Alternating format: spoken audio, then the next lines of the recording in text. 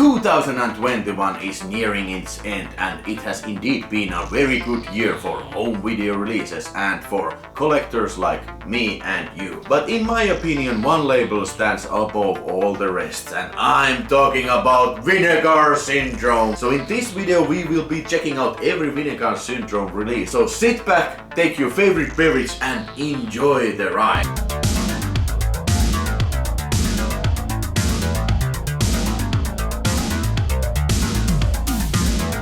Alright, so let's begin our fantastic voyage. The first release Vinegar put out 2021 was VS344, something called Satan's Blood, a Spanish horror film directed by Carlos Puerto. After a chance encounter with a mysterious couple claiming to be old friends, Andres and Aina are invited to spend the evening at a beautiful secluded old villa.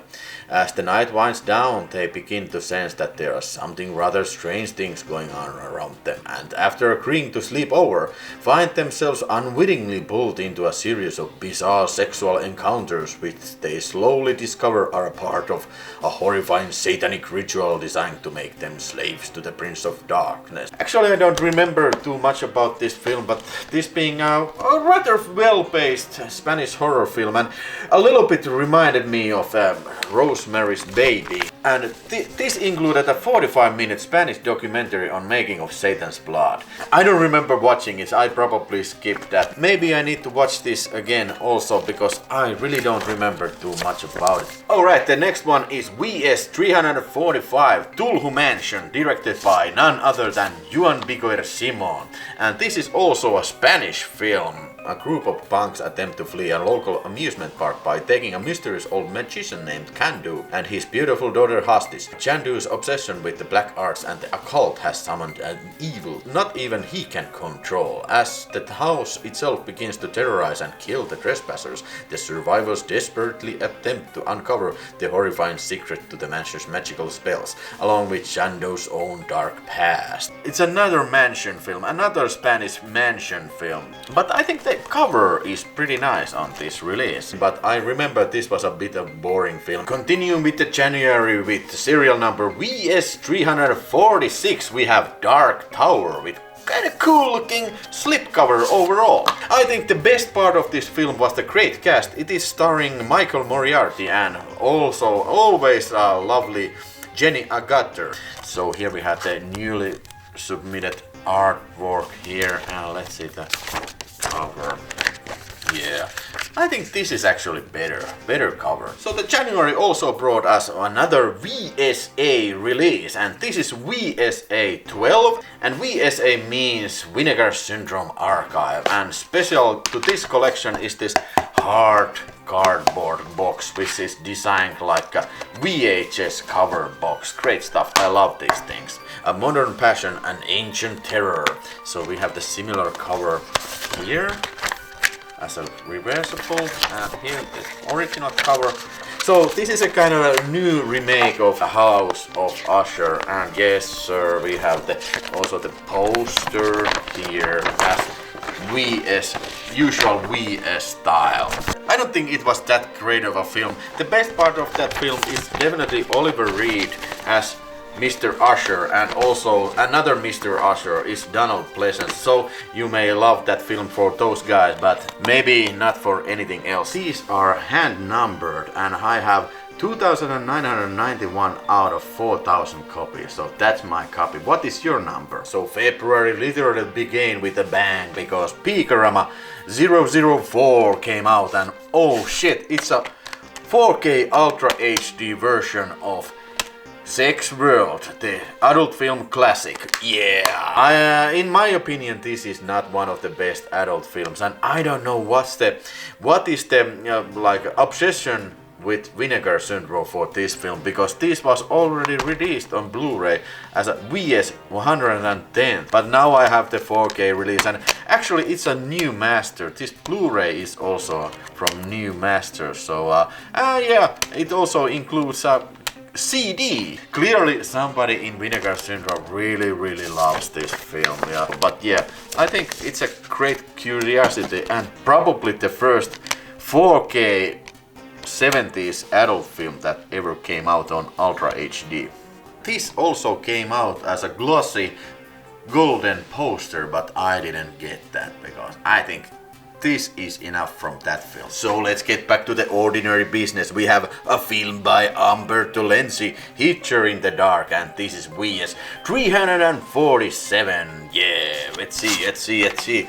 As far as I remember, this was a misogynist and poorly made trashy road movie about kidnapping, domination, and physical and mental torture. I love it. The actors in this are not too bad, but the story and the situations are so laughable that this is in the trash department. I think this film is enjoyable for the first hour, but unfortunately it runs out of steam towards the end. Once again, I think it would be better if it would be a little bit shorter, let's say 10 to 15 minutes. Oh yeah, and it is starring Josie Bissett from Melrose Place. Ooh, she's hot. And she's nude in this. Nice.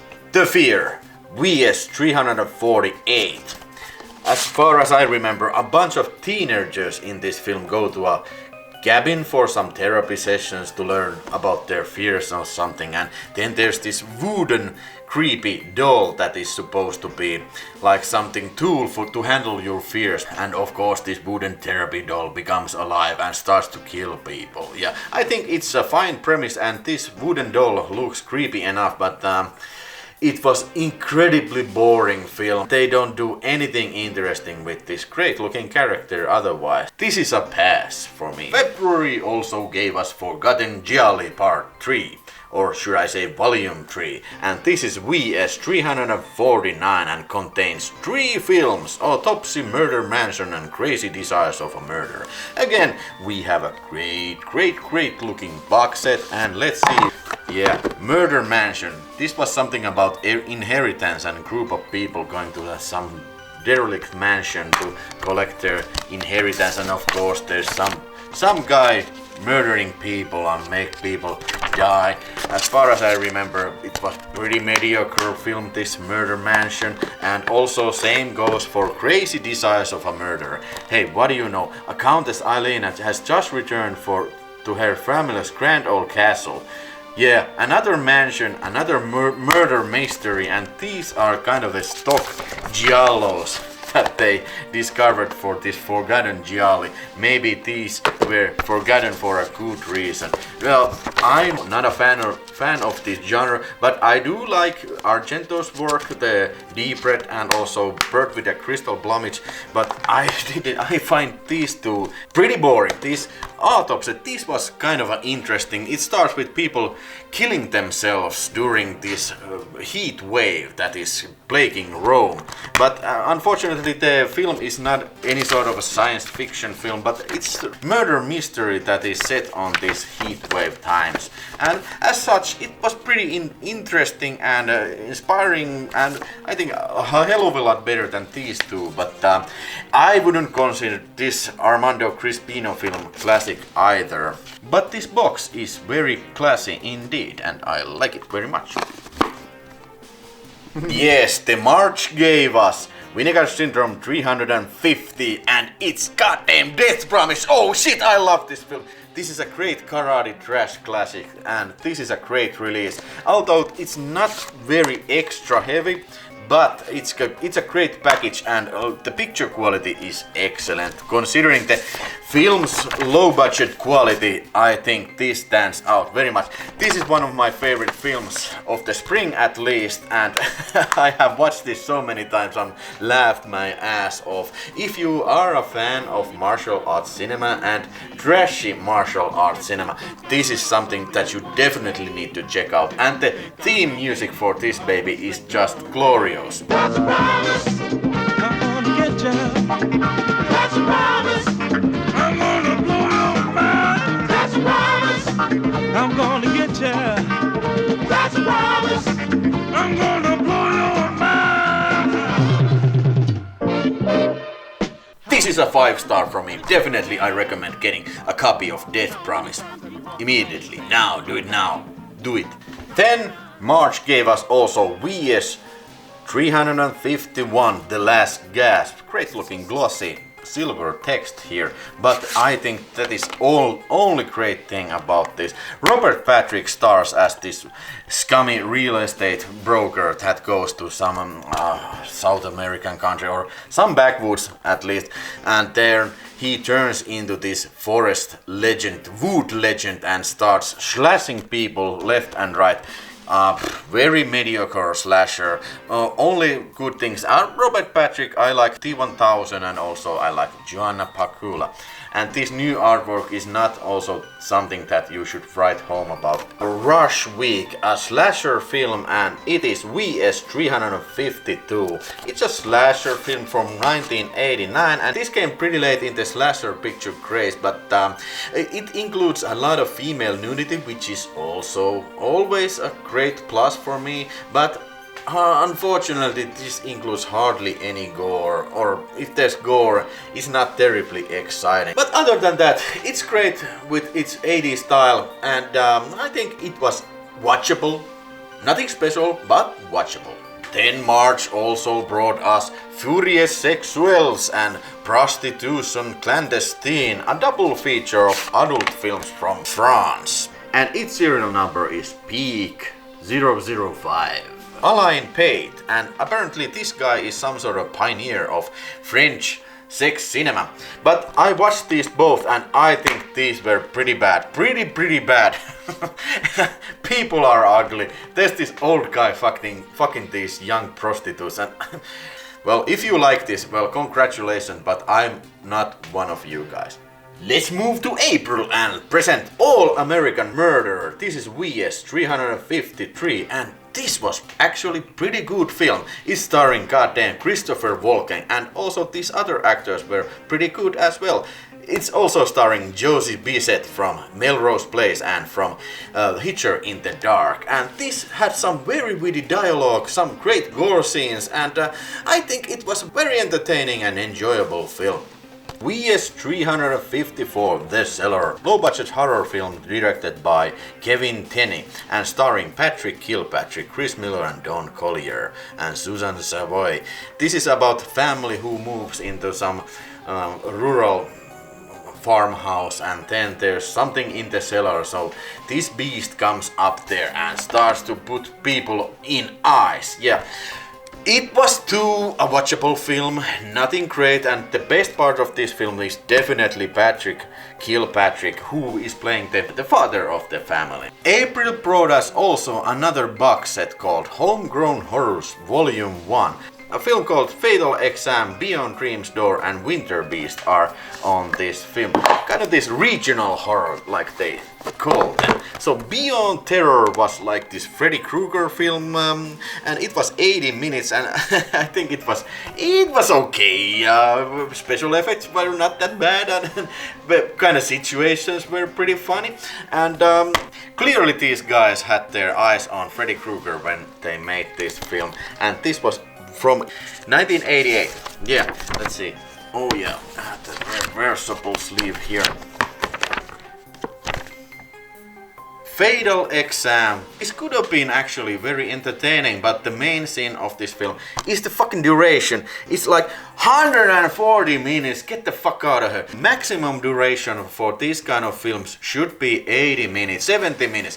But this contains so bad acting and special effects. You kind of have to see that for yourself. But the director himself says in the commentary, or was it in the making of documentary, yeah, all these come with a bunch of extras. He said that he should have cut this shorter, and I wholeheartedly agree with him.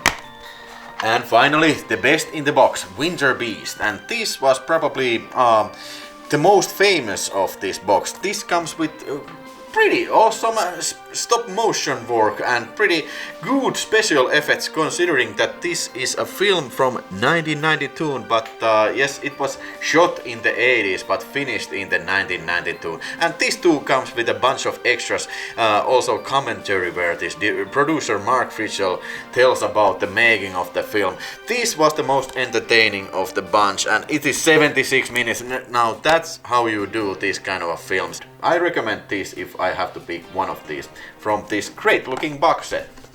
So in April we get another VSA, VSA 13 Grave Secrets, yeah. This is some supernatural thriller, and as far as I remember, this was very mediocre and slow moving and boring, and I wouldn't recommend this. But anyway, great to have these VSAs because of the box art and because of the mini poster that always comes with these things. Oh yeah, I like it. Clearly this has this 90s video rental store flavor. This is a no recommendation from me. It was dull, to say the least. Then we got another Peekarama, Peak 006, Summer Camp Girls, and I have to admit, this is one of my favorite Peekaramas.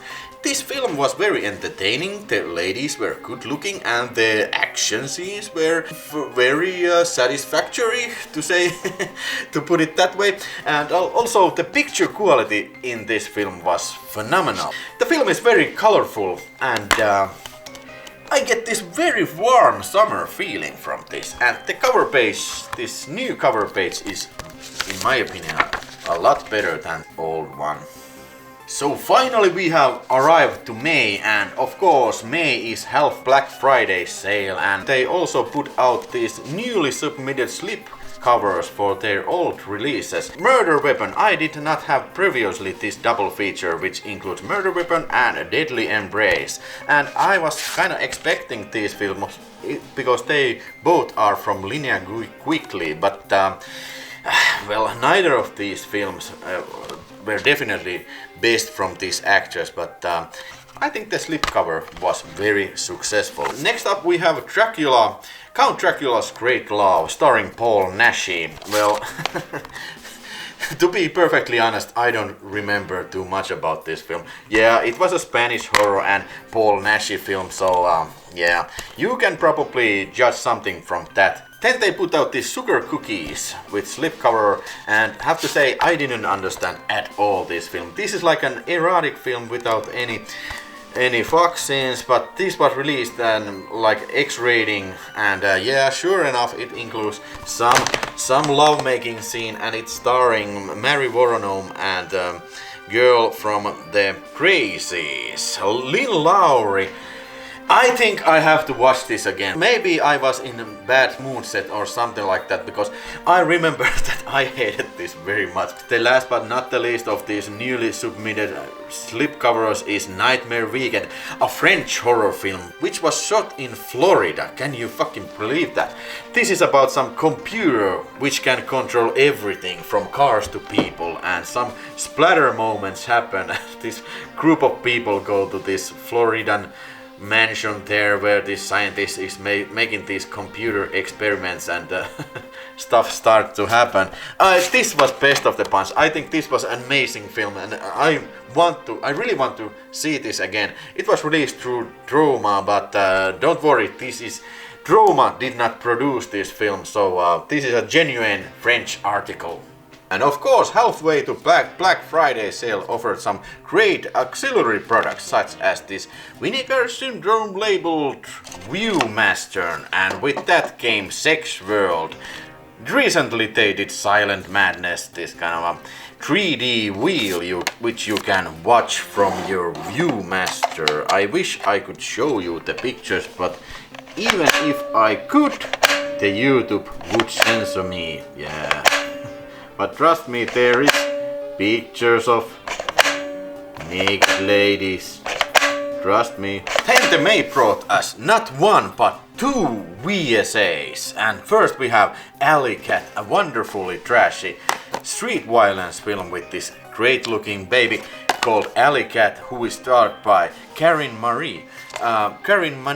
But I wish this chick would have done much more action film, but because she's pretty natural in her role, and yeah, she's got a great body and she's not afraid to show it to you. This is something I really recommend from this VSA series. It's funny, it's action-packed, and if you at all like films like Savage Streets, I think Alley Cat is definitely for you. Let's see the poster. It's not jizz. I scratch it to somewhere. And the release also was very good, and the picture quality was amazingly good for a film from this budget and this year. And it was made in 1984, so definitely this is something right in the VSA alley. And unfortunately, it was region locked. So if you live in Europe like I do, you're gonna need a region-free Blu-ray player. The second VSA release was VSA 15, Champagne and Bullets. Oh yeah, this was long overdue and long awaited release. I remember seeing this in Red Letter Media's Best of the Worst series, and the version they watched was something called Get Even, and this includes Get Even version and also Road to Revenge and this Champagne and Bullets versions of the film. It's a funny film. It's directed by this guy John DeHart, and he also stars the leading role in this, and he karaoke sings and he fights, and of course he gets the ladies and has sex with the ladies, and it's got ridiculous fight scenes. Not knowing the sound of bullets will soon be strong. Champagne and bullets. And it's got Wings Hauser, man. Wings Hauser as a drunken detective. So it's a great film. It's a great film, but not for every taste. You have to be a trash movie enthusiast if you want to enjoy Champagne and Bullets. Also, there was something called VSU release from Six String Samurai. And you probably understand that this is not a Vinegar Syndrome release. This is a Finnish rental DVD. And I did not get that release. That is the only release I didn't get. And that VSU stands for Vinegar Syndrome Ultra HD. And they also did the Beastmaster in that series previously. But I didn't get that because I think this film is a piece of shit. It's an annoying film and I don't want to watch it again. And you might think this is a pretty cool idea, this kind of samurai in the post-apocalyptic world, and it's got this like 15 style rock and roll music in it and cool samurai fights, but it's not cool. It's got kid in it. This is clearly made like child-friendly film. It's got no blood in it, and yeah, it's like made to be a cult movie. And tries to be very hard to be a cult movie, but I don't think it succeeds very well. Maybe I go soft on it sometimes because I really want to have a complete VSU series, but I don't want to see that again, but maybe I will. Maybe in the next sale I will grab it. Surf 2 starring Eric Stoltz from Pulp Fiction and stuff like that. This was probably one of Eric Stoltz's first film, and yeah, it's a comedy from 80s, from year 1983, and indeed this is a pretty weird film, but I don't know if this was a good film or bad film, but at least it was very interesting, and this release includes the original director's cut and the theatrical re-edit, and I think this is the first time ever in the history of mankind that this director's cut has been released, at least on home video, so that is great stuff. That is why I really love Vinegar Syndrome, because they go extra mileage and find these very rare prints of these obscure films and bring them in the high definition for us to enjoy. Thank you, Vinegar Syndrome. This comes with the theatrical cut and the director's cut, and special features are also stored. And it comes with this booklet, which is rare for Vinegar Syndrome. Actually, I did not read this. I have to take that in the toilet to read. Some people like it, some people hate it. I am kinda in between. I'm kinda indecisive on that, but maybe I like it. Then came another box set, the Cardona Collection Volume 1. I do believe they were at least trying to release the Volume 2 this year, but it got delayed, maybe because of the COVID or stuff like that. But this collection comes with pretty hefty looking cardboard box, which I really like, and it's got some magnet in it, so I don't know what that does it even do. And its serial number is VS357A. But then we have the collection within a slipcover. We have 3 discs. Oh shit! First movie is Treasure of the Amazon, and that was the most awaited film on this box because the Finnish version of this film was cut on VHS pretty severely, so I was looking forward to see it on uncut version, and I did enjoy like it. It's a jungle adventure film with Nazis, Donald Pleasence as a Nazi, good gore scenes like this Lucio Fulci Beyond inspired scene where these crabs they rip out this one man's face in this cave. Triangle, the Bermuda Mystery. It was kind of like a thriller film set on the sea with some science fiction elements on it. Main problem with this film was it was just too damn long. It was almost 2 hours, and the same goes for Cyclone. That was even longer, and this Cyclone is about these plane passengers that go in the cyclone storm, and their plane comes down to the ocean, and then they have to survive in the ocean, and eventually they result to cannibalism in that situation. Yeah, it's okay, but overly long. Hope they manage to get out the Cardona box 2 out soon. Well, how about VS358?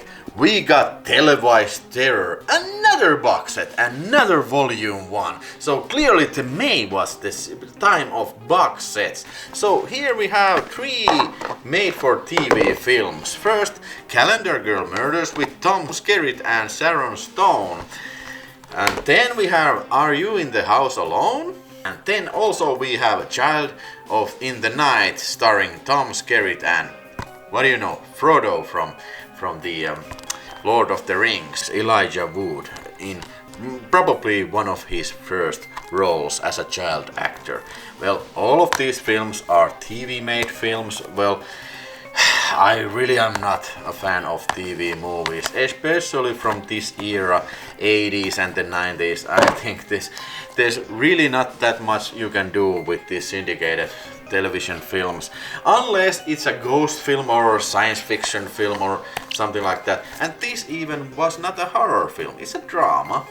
This maybe this was the best of the bunch, but I really wouldn't rate this too high on my list. But the box set itself, as usual, looks very nice. Like this. I like this.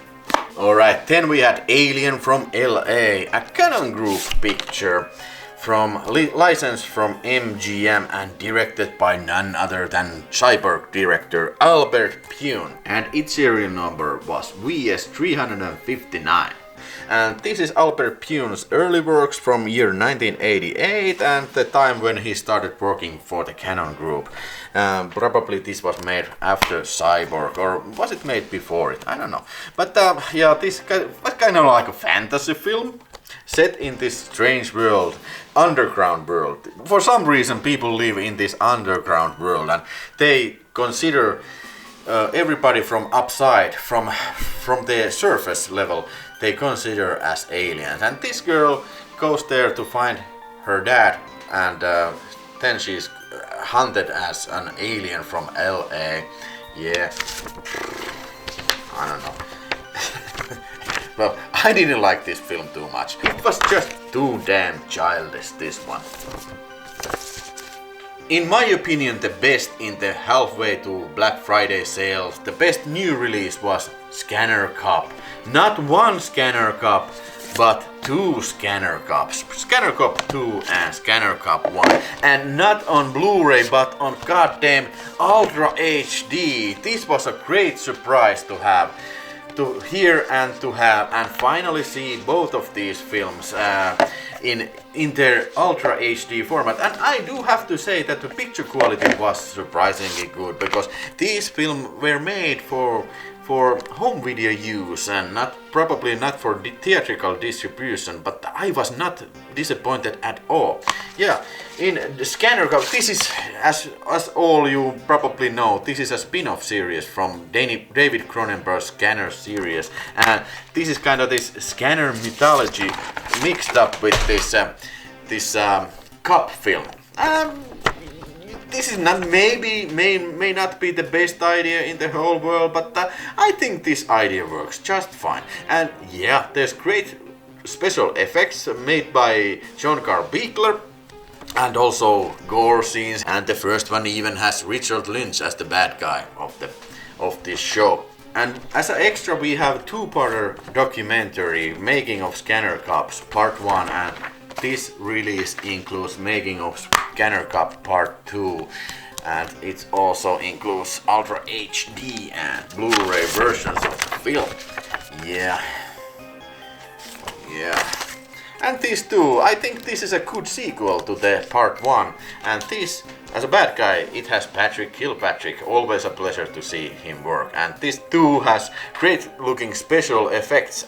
So if you like David Cronenberg's Scanners, and maybe you even like the Scanner sequels, and if you do, I definitely recommend you also watch Scanner Cop 1 and 2. These are great. So this was the part 1 of this video. Stay tuned for part 2 when I go through the rest of the year. Now tell me in the comments, what did you get? Did you get all of it or just one of those? And what is your favorite release of this year? Remember to subscribe the channel and like this video if you want to support my channel. Thank you for watching, and I wish you a very good the rest of your day.